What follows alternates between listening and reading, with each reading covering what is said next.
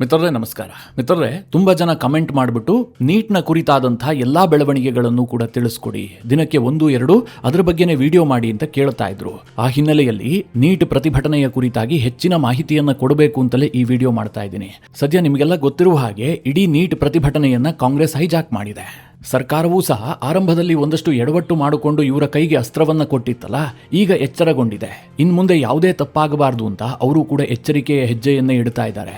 ಈ ಕುರಿತಾಗಿ ಮಹತ್ವದ ಬೆಳವಣಿಗೆಗಳಾಗಿದ್ದಾವೆ. ಪ್ರಧಾನಿ ನರೇಂದ್ರ ಮೋದಿ ಅವರು ಮಹತ್ವದ ಘೋಷಣೆ ಮಾಡಿದ್ದಾರೆ. ಅತ್ತ ಸೋನಂ ವಾಂಗ್ಚುಕ್ ಇಡೀ ಪ್ರತಿಭಟನೆಯ ಮೂಲ 25 ದಿನಗಳಿಂದ ಉಪವಾಸ ಕೂತಿರುವಂತಹ ಒಬ್ಬ ವ್ಯಕ್ತಿ, ಆತನನ್ನೇ ಈಗ ನೀಟ್ ಹೋರಾಟಗಾರರು ಬದಿಗೆ ಸರಿಸಿದ್ದಾರೆ. ಆತನಿಂದ ಇನ್ನೇನು ಲಾಭ ಇಲ್ಲ ಅಂತ ಆತನನ್ನ ಸೈಡಿಗಟ್ಟಿದ್ದಾರೆ. ಜೊತೆಗೆ ಧರ್ಮೇಂದ್ರ ಪ್ರಧಾನ್ ರಾಜೀನಾಮೆಯನ್ನ ಕಾಂಗ್ರೆಸ್ನವರು ಸೇರಿದಂತೆ ಇಡೀ ವಿಪಕ್ಷಗಳು ಕೇಳ್ತಾ ಇದಾವಲ್ಲ, ಇನ್ನೊಂದು ಕಡೆ ಕಾಕ್ರೋಚ್ ಜನತಾ ಪಾರ್ಟಿಯ ಬೇಡಿಕೆಯೂ ಕೂಡ ಇದೇ ಆಗಿದೆಯಲ್ಲ. ಹಾಗಾದ್ರೆ ಸರ್ಕಾರ ಯಾಕೋಸ್ಕರವಾಗಿ ಧರ್ಮೇಂದ್ರ ಪ್ರಧಾನ್ ರಾಜೀನಾಮೆಯನ್ನ ಪಡೀತಾ ಇಲ್ಲ? ಒಂದು ರಾಜೀನಾಮೆಯಿಂದಾಗಿ ಇಡೀ ವ್ಯವಸ್ಥೆ ಸರಿಯಾಗ್ಬಿಡುತ್ತೆ. ಈ ನೀಟ್ನಲ್ಲಿ ಯಾರ್ಯಾರಿಗೆ ಅನ್ಯಾಯ ಆಗಿದೆಯೋ ಅದೆಲ್ಲವೂ ಕೂಡ ಸರಿ ಹೋಗ್ಬಿಡುತ್ತೆ. ವಿಪಕ್ಷಗಳಿಗೂ ಕೂಡ ತೃಪ್ತಿ ಆಗುತ್ತೆ. ಸಂಸತ್ ಅಧಿವೇಶನ ಸುಸೂತ್ರವಾಗಿ ನಡೆಯುತ್ತೆ ಅಂತಾದ್ರೆ ಯಾಕೆ ಓರ್ವ ಮಂತ್ರಿಯ ರಾಜೀನಾಮೆಯನ್ನ ಸರ್ಕಾರ ಪಡೀತಾ ಇಲ್ಲ? ಮೋದಿಗೆ ಧರ್ಮೇಂದ್ರ ಪ್ರಧಾನ್ ಅಷ್ಟೊಂದು ಮಹತ್ವವಾದಂತಹ ವ್ಯಕ್ತಿಯೇ? ಇದರ ಹಿಂದಿನ ಸರ್ಕಾರದ ತಂತ್ರಗಾರಿಕೆ ಏನು? ಇದ್ರ ಬಗ್ಗೆ ಕೆಲವರು ಪ್ರಶ್ನೆ ಕೇಳಿದ್ರು. ಅದನ್ನೂ ಸಹ ಈ ವಿಡಿಯೋದಲ್ಲಿ ನಿಮಗೆ ಡೀಟೇಲ್ ಆಗಿ ತಿಳಿಸ್ಕೊಡ್ತೀನಿ. ನೀವು ಈ ವಿಡಿಯೋನ ಕೊನೆವರೆಗೂ ಮಿಸ್ ಮಾಡದೆ ನೋಡಿ. ಮೊದಲನೇದಾಗಿ ಮಿತ್ರರೇ, ವಿದ್ಯಾರ್ಥಿಗಳ ಹೆಸರಿನಲ್ಲಿ ನಡೀತಾ ಇದ್ದಂತಹ ಜಂತರ್ ಮಂತರ್ ಹೋರಾಟ ಇತ್ತಲ್ಲ, ಇದನ್ನ ಟೋಟಲಿ ಕಾಂಗ್ರೆಸ್ ಮತ್ತು ಆಮ್ ಆದ್ಮಿ ಪಕ್ಷ ಕಂಟ್ರೋಲ್ಗೆ ಪಡೆದುಕೊಂಡಿದೆ. ಅಲ್ಲೂ ಕೂಡ 2 ವಿಭಾಗಗಳಿದಾವೆ. ಆಮ್ ಆದ್ಮಿ ಪಕ್ಷಕ್ಕೆ ಕಾಂಗ್ರೆಸ್ ಎಂಟ್ರಿ ಆಗ್ತಿರೋದು ಇಷ್ಟ ಇಲ್ಲ. ಕಾಂಗ್ರೆಸ್ಗೆ ಕೇವಲ ಪ್ರತಿಭಟನಾಕಾರರು ಆಮ್ ಆದ್ಮಿ ಪಕ್ಷದ ಕೈಗೊಂಬೆ ಆಗೋದು ಬೇಕಾಗಿಲ್ಲ. ನಿಮಗೆಲ್ಲ ಗೊತ್ತೇ ಇದೆ, ಈ ದೇಶದಲ್ಲಿ ಕಾಂಗ್ರೆಸ್ ಅಂದ್ರೆ ಅದು ಪರಾವಲಂಬಿ ಜೀವಿ. ಯಾರೋ ಕಟ್ಟಿದಂತಹ ಗೂಡಿನಲ್ಲಿ ಹೋಗಿ ವಾಸ ಮಾಡೋದು ಅಥವಾ ಯಾವುದಾದ್ರೂ ಒಂದು ಮರವನ್ನ ಸೇರ್ಕೊಂಡು ತಾನು ಬೆಳೆಯೋದು. ಈಗಲೂ ಅಷ್ಟೇ, ಆಮ್ ಆದ್ಮಿ ಪಕ್ಷ ಸಾಕಷ್ಟು ಪ್ರಯತ್ನವನ್ನ ಪಟ್ಟು ಒಂದು ಪ್ರತಿಭಟನೆಯನ್ನ ರೂಪಿಸಿತ್ತು. ನೀಟ್ ವಿಚಾರವನ್ನ ದೊಡ್ಡದಾಗಿ ಮಾಡುವಲ್ಲಿ ಸೋಷಿಯಲ್ ಮೀಡಿಯಾವನ್ನ ಬಹಳ ಯಶಸ್ವಿಯಾಗಿ ಬಳಸ್ಕೊಂಡಿದ್ರು. ಅರವಿಂದ್ ಕೇಜ್ರಿವಾಲ್ ತನ್ನ ಇಡೀ ಇಕೋಸಿಸ್ಟಮ್ ಅನ್ನ ಇದೊಂದು ವಿಚಾರಕ್ಕೆ ಇನ್ವೆಸ್ಟ್ ರೀತಿಯಲ್ಲಿ ಮಾಡಿಬಿಟ್ಟಿದ್ರು. ಆದರೆ ಮಧ್ಯದಲ್ಲಿ ಕಾಂಗ್ರೆಸ್ನ ರಾಹುಲ್ ಗಾಂಧಿ ಎಂಟ್ರಿ ಕೊಟ್ಟರು. ಈಗ ಇಡೀ ಪ್ರತಿಭಟನೆಯ ಕೇಂದ್ರ ಬಿಂದುವೇ ರಾಹುಲ್ ಗಾಂಧಿ ಆಗಿದ್ದಾರೆ. ಅದೇನೇ ಇರಲಿ, ಆ ವಿಚಾರ ಎಲ್ಲ ನಿಮಗೆ ಗೊತ್ತಿದೆ. ನಾನು ಹಿಂದೂ ಕೂಡ ಸ್ವಲ್ಪ ಡೀಟೇಲ್ ಆಗಿ ತಿಳಿಸ್ಕೊಟ್ಟಿದ್ದೀನಿ. ಆದರೆ ಈ ನಡುವೆ ಒಂದು ವಿಚಾರವನ್ನು ಸೂಕ್ಷ್ಮವಾಗಿ ಗಮನಿಸಿ. ಈ ಪ್ರತಿಭಟನೆಯನ್ನ ಹುಟ್ಟು ಹಾಕಿದ್ಯಾರು? ಈ ಪ್ರತಿಭಟನೆಗೆ ನಿಜವಾದಂತಹ ಮೊಮೆಂಟಮ್ ಸಿಕ್ಕಿದ್ದೆಲ್ಲಿ? ಸೋನಂ ವಾಂಗ್ಚುಕ್ ಜಂತರ್ ಮಂತರ್ಗೆ ಬಂದು ಉಪವಾಸ ಕೂತಿದ್ರಿಂದ, ನಿರಂತರವಾಗಿ 20-25 ದಿನಗಳಿಂದ ಉಪವಾಸ ಮಾಡಿದ್ರಿಂದಾಗಿ ಇಡೀ ದೇಶದಲ್ಲಿ ಈ ಬಗ್ಗೆ ಚರ್ಚೆ ಶುರುವಾಯಿತು. ಮೊದಲು ಈ ಜಿರಳೆ ಪಕ್ಷದವನು ಅಮೆರಿಕದಿಂದ ಭಾರತಕ್ಕೆ ಬಂದಲ್ಲ, ಆಗ ಎಷ್ಟು ಜನ ಸೇರಿದ್ರು, ಎಷ್ಟು ಜನ ಬೆಂಬಲ ವ್ಯಕ್ತವಾಗಿತ್ತು ನಿಮಗೆಲ್ಲ ಗೊತ್ತೇ ಇದೆ. ಅದಕ್ಕೋಸ್ಕರವಾಗಿ ಈ ಸೋನಂ ವಾಂಗ್ಚುಕ್ರನ್ನ ಕರೆತಂದು ಉಪವಾಸ ಕೂರಿಸಿದ್ದು. ಮಿತ್ರರೇ, ಈಗ ಸೋನಂ ವಾಂಗ್ಚುಕ್ರನ್ನ ಇವರು ಕೈ ಬಿಟ್ಟಿದ್ದಾರೆ, ಅಂದ್ರೆ ಕಂಪ್ಲೀಟ್ ಆಗಿ ಬದಿಗೆ ಸರಿಸಿದ್ದಾರೆ. ಆತ ಬದುಕಿದಾನ ಇಲ್ವಾ, ಉಪವಾಸ ಅಂತ್ಯ ಆಯ್ತಾ ಇಲ್ವಾ, ಮುಂದೇನಾಗತ್ತೆ, ಇದು ಯಾವುದರ ಬಗ್ಗೆಯೂ ಕೂಡ ಇವರಿಗೆ ಇಂಟ್ರೆಸ್ಟ್ ಇಲ್ಲ. ಮಿತ್ರರೇ, ಇದನ್ನೇ ನಾನು ಸುಮ್ಮನೆ ಹೇಳ್ತಾ ಇಲ್ಲ. ಇತ್ತೀಚಿನ ಕೆಲ ಸ್ಟೇಟ್ಮೆಂಟ್ಗಳನ್ನು ನೋಡಿ, ಕೆಲ ಡಾಟ್ಗಳನ್ನು ಕನೆಕ್ಟ್ ಮಾಡಿ ನಿಮಗೆ ಅರ್ಥ ಆಗ್ಬಿಡುತ್ತೆ. ಉಪವಾಸ ನಿರತ ಸೋನಂ ವಾಂಗ್ಚುಕ್ ತಮ್ಮ ಕೆಲ ಡಿಮ್ಯಾಂಡ್ಗಳಿಂದ ಹಿಂದೆ ಸರಿದಿದ್ದಾರೆ. ಮುಖ್ಯವಾಗಿ ಧರ್ಮೇಂದ್ರ ಪ್ರಧಾನ್ ರಾಜೀನಾಮೆ ಕೊಡಬೇಕು ಅನ್ನುವಂತಹ ವಿಚಾರದಲ್ಲಿ ಸೋನಂ ವಾಂಗ್ಚುಕ್ ಕಂಪ್ಲೀಟ್ ಯೂಟರ್ನ್ ಹೊಡೆದಿದ್ದಾರೆ. ಅವರು ಹೊಸದಾದಂತಹ ಬೇಡಿಕೆಗಳನ್ನು ಇಟ್ಟಿದ್ದಾರೆ. ಆದರೆ ಇದರಿಂದ so called cockroach Janata party ಅಂತರವನ್ನ ಕಾಯ್ದುಕೊಂಡಿದೆ. ಸೋನಂ ವಾಂಗ್ಚುಕ್ ಸದ್ಯ ಖಾಸಗಿ ಆಸ್ಪತ್ರೆಯಲ್ಲಿದ್ದಾರಲ್ಲ, ಅವರನ್ನ ಸಚಿವರಾದಂತಹ ನಡ್ಡಾ ಮತ್ತು ಜಿತೇಂದ್ರ ಸಿಂಗ್ ಇಬ್ಬರೂ ಹೋಗಿ ಭೇಟಿ ಮಾಡಿದ್ರು. ಅವರ ಆರೋಗ್ಯವನ್ನು ವಿಚಾರಿಸಿದ್ರು. ಜೊತೆಗೆ ನಿಮ್ಮ ಬೇಡಿಕೆಗಳನ್ನು ನಾವು ಸೀರಿಯಸ್ ಆಗಿ ಪರಿಗಣಿಸಿದೀವಿ ಅಂತ ಸರ್ಕಾರದ ಪರವಾಗಿ ಭರವಸೆಯನ್ನ ಕೊಟ್ಟರು.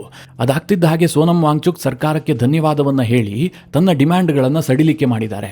ಅವರು ಹೊಸದಾದಂತಹ ಒಂದು ವಿಡಿಯೋವನ್ನು ರಿಲೀಸ್ ಮಾಡಿದ್ರು. ಆ ವಿಡಿಯೋ ಸಂದೇಶದಲ್ಲಿ ಏನು ಹೇಳಿದ್ರು ಕೇಳಿದ್ರೆ, ನಾನು ಸಾಯೋದಕ್ಕಂತೂ ಇಷ್ಟಪಟ್ಟಿಲ್ಲ, ಅಂದ್ರೆ ನಾನು ಉಪವಾಸ ಕೂತೆ ಸತ್ತೋಗ್ತೀನಿ ಅಂತ ಬಯಸೋದಿಲ್ಲ. ಹೀಗಾಗಿ ನಾನು ಉಪವಾಸವನ್ನ ಕೈ ಬಿಡೋದಕ್ಕೆ ಸಿದ್ಧ ಇದ್ದೀನಿ. ಆದ್ರೆ ಸರ್ಕಾರ ನನಗೆ ಕೆಲ ಭರವಸೆಗಳನ್ನು ಕೊಡಬೇಕು. ಅದೇನು ಕೇಳಿದ್ರೆ, ಆತ್ಮಹತ್ಯೆ ಮಾಡಿಕೊಂಡಂತಹ ವಿದ್ಯಾರ್ಥಿಗಳಿಗೆ ಪರಿಹಾರ ಕೊಡಬೇಕು.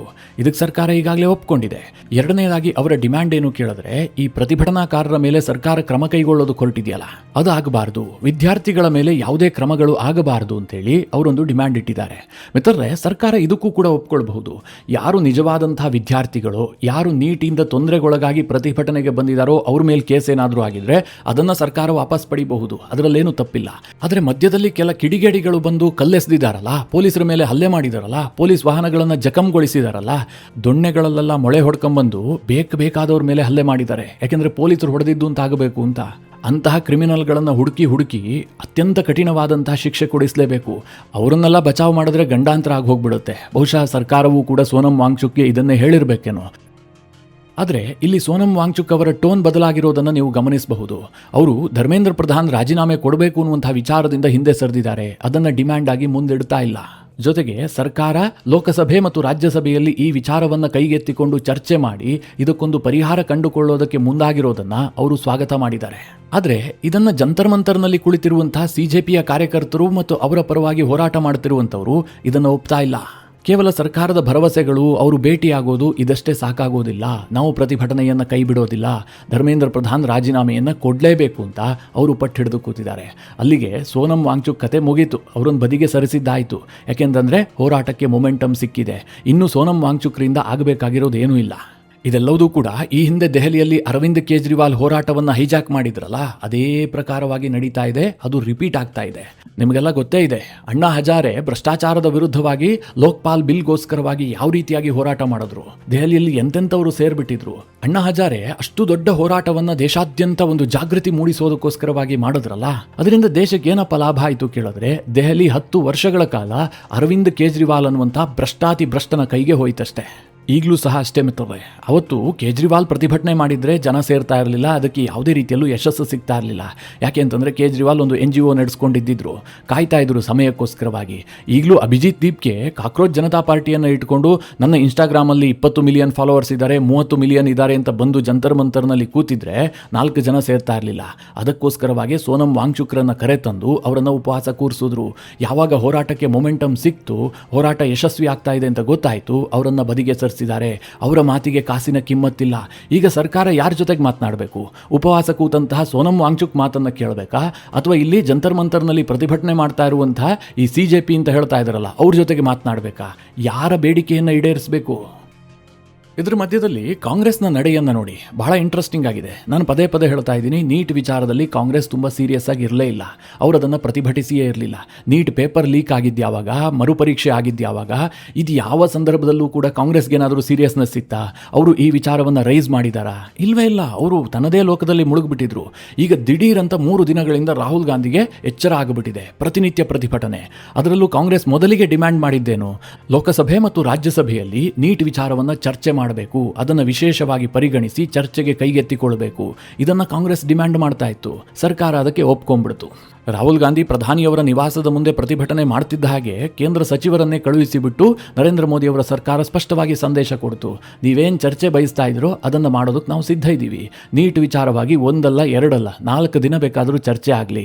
ಎಲ್ಲ ಪಕ್ಷದವರು ಕೂಡ ಕೂತ್ಕೊಂಡು ಇದಕ್ಕೋಸ್ಕರವಾಗಿ ಸಮಯ ನಿಗದಿ ಮಾಡೋಣ, ನಿಯಮಗಳ ಪ್ರಕಾರ ಚರ್ಚೆ ಮಾಡೋಣ ಅಂತ ಸರ್ಕಾರ ಹೇಳ್ತು. ಆದರೆ ಈಗ ಕಾಂಗ್ರೆಸ್ ಯಾವ ರೀತಿಯಾಗಿ ಉಲ್ಟಾ ಹೊಡಿತಾ ಇದೆ ಅಂತಂದರೆ, ಅವರು ಚರ್ಚೆ ಮೊದಲಲ್ವಂತೆ, ಧರ್ಮೇಂದ್ರ ಪ್ರಧಾನ್ ರಾಜೀನಾಮೆ ಫಸ್ಟ್ ಕೊಡಲಿ, ಆನಂತರ ಚರ್ಚೆ ಮಾಡೋಣ ಅಂತ. ಇದು ಹೇಗಿದೆ ಕೇಳಿದ್ರೆ, ಈಗ ಕೋರ್ಟ್ನಲ್ಲಿ ಒಬ್ಬ ಆರೋಪಿ ಇರ್ತಾನೆ, ಆತನನ್ನು ಮೊದಲಿಗೆ ನೇಣಿಗೆ ಹಾಕಿ ಅನಂತರ ವಿಚಾರಣೆ ಮಾಡ್ತೀನಿ ಅಂತ ಜಡ್ಜ್ ಹೇಳೋದಕ್ಕೆ ಸಾಧ್ಯವಾ? ವಿಚಾರಣೆ ಎಲ್ಲ ಆಗಬೇಕು, ಜಡ್ಜ್ಗೆ ಅನಿಸ್ಬೇಕು ಆತ ಅಪರಾಧಿಯಿಂದ, ಅನಂತರವೇ ಆತನಿಗೆ ಶಿಕ್ಷೆ ಕೊಡೋದಕ್ಕೆ ಸಾಧ್ಯ ಅಲ್ವಾ? ಈಗಲೂ ಸಹ ಅಷ್ಟೇ. ನೀಟ್ ಪ್ರಶ್ನೆ ಪತ್ರಿಕೆ ಸೋರಿಕೆ ಪ್ರಕರಣದ ಕುರಿತಾಗಿ ಲೋಕಸಭೆ ಮತ್ತು ರಾಜ್ಯಸಭೆಯಲ್ಲಿ ಸುದೀರ್ಘವಾಗಿ ಚರ್ಚೆ ಆಗಬೇಕು. ಆಡಳಿತ ಪಕ್ಷ ಏನು ಹೇಳುತ್ತೆ, ವಿಪಕ್ಷಗಳು ಏನು ಹೇಳುತ್ತವೆ, ಪರಸ್ಪರ ಚರ್ಚೆ ನಡೆದಂತಹ ಸಂದರ್ಭದಲ್ಲಿ ಯಾರದ್ದು ತಪ್ಪಿದೆ ಅಂತ ದೇಶದ ಜನರಿಗೆ ಗೊತ್ತಾಗೋದಿಲ್ವಾ? ಆಗಲೂ ಸಹ ಧರ್ಮೇಂದ್ರ ಪ್ರಧಾನ್ ಕೊಡ್ತಾ ಇರುವಂತಹ ಉತ್ತರ ಸಮಂಜಸವಾಗಿಲ್ಲಪ್ಪ. ಅವರ ಕಾರಣದಿಂದಾಗಿಯೇ ನೀಟ್ ಪ್ರಶ್ನೆ ಪತ್ರಿಕೆ ಸೋರಿಕೆ ಆಯಿತು, ಅವರೇ ಈ ಪತ್ರಿಕೆಗಳನ್ನು ಲೀಕ್ ಮಾಡಿಬಿಟ್ರು ಅಥವಾ ಯಾರಿಗೋ ಕೊಟ್ಟುಬಿಟ್ರು ಅಂತ ಅನಿಸಿದ್ದೆ ಆದರೆ ಆಗ ಪ್ರಧಾನರ ರಾಜೀನಾಮೆಯನ್ನು ಕೇಳೋದರಲ್ಲಿ ಅರ್ಥ ಇದೆ. ಅದಕ್ಕೂ ಮುಂಚಿತವಾಗಿ ನೀವು ರಾಜೀನಾಮೆ ಕೊಡಿ, ಅನಂತರ ಚರ್ಚೆ ಮಾಡ್ತೀವಿ ಅಂತಂದರೆ ಕಾಂಗ್ರೆಸ್ನ ಈ ನೀತಿಗೆ ಕಾರಣ ಏನು ಕೇಳಿದ್ರೆ, ಕಾಂಗ್ರೆಸ್ಗೆ ಕಳೆದ 12 ವರ್ಷದಲ್ಲಿ ಇಂತಹ ಆಪರ್ಚುನಿಟಿಗಳು ಯಾವತ್ತೂ ಸಿಕ್ಕೇ ಇರಲಿಲ್ಲ. ಕೆಲವೇ ಸಂದರ್ಭಗಳಲ್ಲಿ ಸಿಕ್ತು. ಈಗ ಸಿಕ್ಕಂತಹ ಅಸ್ತ್ರವನ್ನು ತ್ಯಾಗ ಮಾಡೋದಕ್ಕೆ ಅವ್ರಿಗೆ ಸಿದ್ಧ ಇಲ್ಲ. ಅವರು ಅದಕ್ಕೆ ಲೋಕಸಭೆಯಲ್ಲಿ ಚರ್ಚೆಗೆ ಬರ್ತಾ ಇಲ್ಲ. ಪ್ರತಿದಿನದ ಕಲಾಪವನ್ನು ಹಾಳು ಮಾಡ್ತಾ ಇದ್ದಾರೆ. 3 ದಿನದಿಂದ ಯಾವುದೇ ರೀತಿಯಲ್ಲೂ ಕಲಾಪ ನಡೆದಿಲ್ಲ. ಇವತ್ತು ಕೂಡ ಅಡ್ಜರ್ನ್ ಆಗಿದೆ. ಚರ್ಚೆ ಆಗಿಬಿಟ್ರೆ ಇವರೆಲ್ಲ ವಿಚಾರಗಳು ಹೊರಗೆ ಬರುತ್ತೆ. ಅದಕ್ಕೆ ರಾಹುಲ್ ಗಾಂಧಿಯ ಉದ್ದೇಶ ಏನು ಕೇಳಿದ್ರೆ, ನಾನು ಪ್ರೆಸ್ ಮೀಟ್ ಮಾಡ್ತೀನಿ, ಅವ್ರದ್ದೊಂದು ಸ್ಟೈಲ್ ಇದೆಯಲ್ಲ, PPT ಪ್ರೆಸೆಂಟೇಷನ್. ಅದೇ ಈ ಹಿಂದೆ ಓಟ್ ಚೋರಿ ವಿಚಾರದಲ್ಲೆಲ್ಲ ಗಂಟೆಗಟ್ಟಲೆ ಭಾಷಣ ಮಾಡಿದ್ರಲ್ಲ, ಈಗ ಅದ್ರ ಕತೆ ಏನಾಗಿದೆ ಅಂತ ನಿಮಗೆಲ್ಲ ಗೊತ್ತು. ಹಾಗೆ ಈ ವಿಚಾರದಲ್ಲೂ ಕೂಡ ಅಂತಹದೇ ಪ್ರೆಸ್ ಮೀಟ್ ಮಾಡೋದಕ್ಕೆ ರಾಹುಲ್ ಗಾಂಧಿಗೆ ಆಸಕ್ತಿ ಇದೆಯೇ ಹೊರತು ಅದನ್ನೇ ಲೋಕಸಭೆಯಲ್ಲಿ ನಿಂತ್ಕೊಂಡು ಮಾತನಾಡುವಂತಹ ಧೈರ್ಯ ಅವರಿಗಿದ್ದಂತೆ ಕಾಣ್ತಾ ಇಲ್ಲ. ಯಾಕೆ ಕೇಳಿದ್ರೆ, ಪತ್ರಕರ್ತರನ್ನ ಎದುರಿಸುವಂತಹದ್ದು ಸುಲಭ. ಲೋಕಸಭೆಯಲ್ಲಿ ಆಡಳಿತ ಪಕ್ಷದ ಸಂಸದರನ್ನ ಎದುರಿಸಬೇಕಲ್ವಾ? ಅಲ್ಲಿ ಅಲ್ಲಿ ಉತ್ತರ ಕೊಡೋದಕ್ಕಿರ್ತಾರೆ.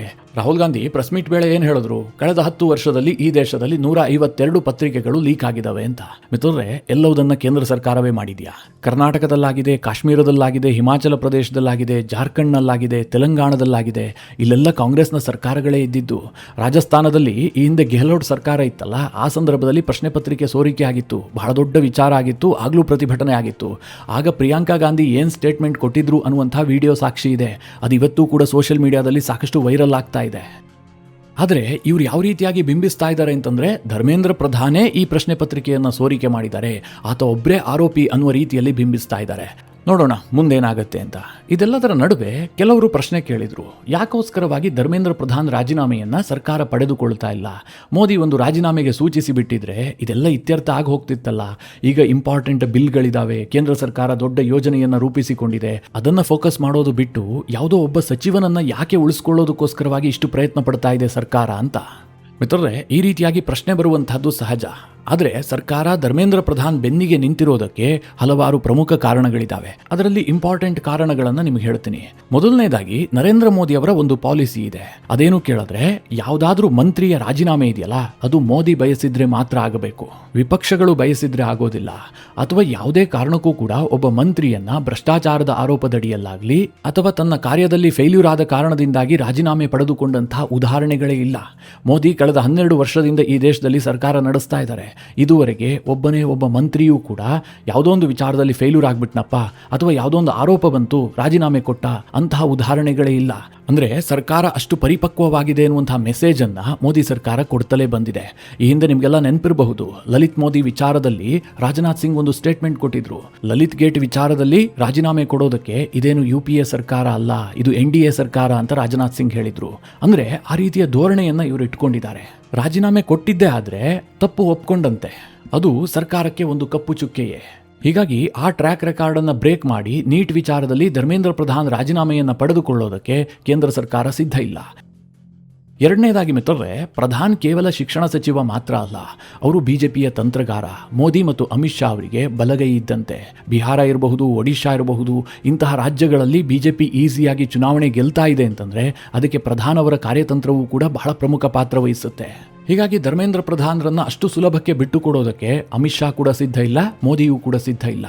ಜೊತೆಗೆ ಧರ್ಮೇಂದ್ರ ಪ್ರಧಾನ್ ಒಬ್ಬ OBCಯ ನಾಯಕ, ಹಿಂದುಳಿದ ವರ್ಗಕ್ಕೆ ಸೇರಿದಂತಹ ನಾಯಕ. ಒಡಿಶಾ ಭಾಗದಲ್ಲಿ ಇವರ ಪ್ರಭಾವ ಜಾಸ್ತಿ ಇದೆ. ಒಮ್ಮೆ ಪ್ರಧಾನ್ ರಾಜೀನಾಮೆ ಕೊಟ್ರು ಅಂತಂದ್ರೆ ಅವರ ರಾಜಕೀಯ ಜೀವನಕ್ಕೆ ಒಂದು ಕಪ್ಪು ಚುಕ್ಕೆ. ಒಂದು ಹಂತದಲ್ಲಿ ಹೇಳಬೇಕು ಅಂತಂದ್ರೆ ಅವರ ರಾಜಕೀಯ ಜೀವನ ಬಹಳ ಹಿನ್ನಡೆ ಅನುಭವಿಸುತ್ತೆ. ಎರಡನೇದಾಗಿ, BJPಗೆ ಅನ್ನಿಸ್ತಾ ಇದೆ ಈಗ ಪ್ರತಿಭಟನೆ ಆಗ್ತಾ ಇದೆಯಲ್ಲ, ಇದರ ಹಿಂದೆ ಷಡ್ಯಂತ್ರ ಇದೆ ಅಂತ.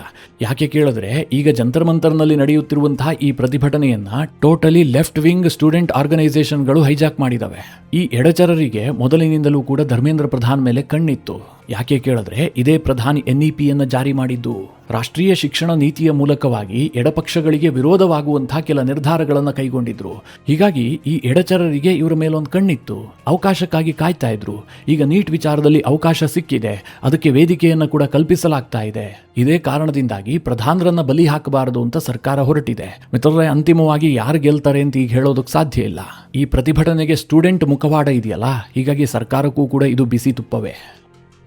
ಈ ಎಲ್ಲ ಕಾರಣಗಳಿಂದ ಸರ್ಕಾರ ಧರ್ಮೇಂದ್ರ ಪ್ರಧಾನ್ ರಾಜೀನಾಮೆಯನ್ನು ಪಡೆಯುವ ಬದಲಾಗಿ ನೀಟ್ನಲ್ಲಿ ಏನು ವ್ಯತ್ಯಾಸ ಆಗಬೇಕು ಅದನ್ನು ನಾವು ಮಾಡೋದಕ್ಕೆ ಸಿದ್ಧ ಇದ್ದೀವಿ ಹೀಗಂತ ಹೇಳ್ತಾ ಇದೆ.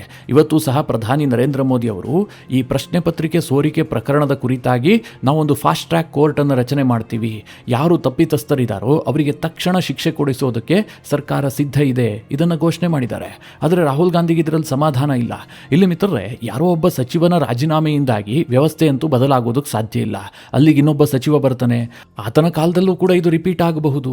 ಇಲ್ಲಿ ಪತ್ರಿಕೆ ಸೋರಿಕೆ ಕೇವಲ ಸಚಿವರಿಂದ ಆಗುವಂತಹದ್ದಲ್ಲ, ಇಡೀ ವ್ಯವಸ್ಥೆಯ ಕಾರಣದಿಂದಾಗಿ.